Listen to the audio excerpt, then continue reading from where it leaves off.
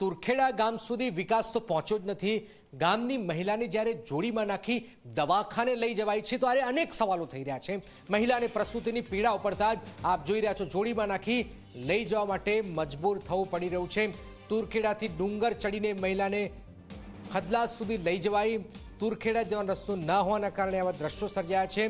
ઝી 24 કલાક આ વાયરલ વિડીયોની હાલાકી પુષ્ટિ કરતું નથી। આપ જોઈ રહ્યા છો કે ગુજરાતના આ આદિવાસી વિસ્તારોની ઘણા બધા આદિવાસી જે ગામડાઓ જે છે એમાં આ પરિસ્થિતિ આજે પણ યથાવત છે। ભયાનક આ પરિસ્થિતિ 50 વર્ષ પહેલાના આ દ્રશ્યો હોય એ પ્રકારની અહીંયા પરિસ્થિતિ તુરખેડા ગામની હોવાનું હાલમાં સામે આવી રહ્યું છે। આ વિકાસ ક્યાં પહોંચ્યો છે? અંતરિયાળ વિસ્તાર છે અને અંતરિયાળ વિસ્તારમાં રસ્તાઓ હોતા નથી એ પ્રકારની વાતો સામે આવે છે। અને આ પરિસ્થિતિની વચ્ચે આપ જોઈ રહ્યા છો કે મહિલાને અહીંયા હોસ્પિટલ સુધી લઈ જવામાં આવી છે। હકીમ જોડાયા છે। હકીમ, આ તુરખેડા ગામની જ આ દ્રશ્યો છે અને શું પરિસ્થિતિ છે ત્યાં? હજુ પણ આ પ્રકારની જ પરિસ્થિતિ છે? જી બિલકુલ જનક, મેં આપને જણાવી દઉં કે તુરખેડા ગામની મહિલાને જોડીમાં નાખીને લઈ જવાતો જે વિડીયો છે તે વિડીયો સોશિયલ મીડિયામાં વાયરલ થયો છે। જે મહિલાને પ્રસૂતિની પીડા થતા તેને હોસ્પિટલમાં જોડીમાં નાખીને લઈ જવાની ફરજ પડી છે।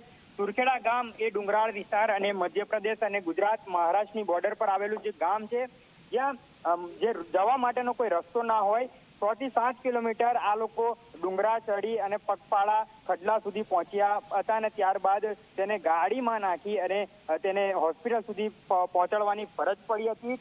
સરકાર વિકાસના દાવા કરે છે, પરંતુ આ જે વિડીયો વાયરલ થયા છે ત્યાં જોઈ શકાય છે કે સરકાર જે વિકાસના દાવા કરે છે તે પોકળ સાબિત થઈ રહ્યા છે। જી બિલકુલ બિલકુલ, વિકાસના દાવા આ અંતરિયાળ વિસ્તારમાં પોકળ સાબિત થઈ રહ્યા છે। એનું આ જીવંત ઉદાહરણ હાલમાં સામે આવ્યું છે।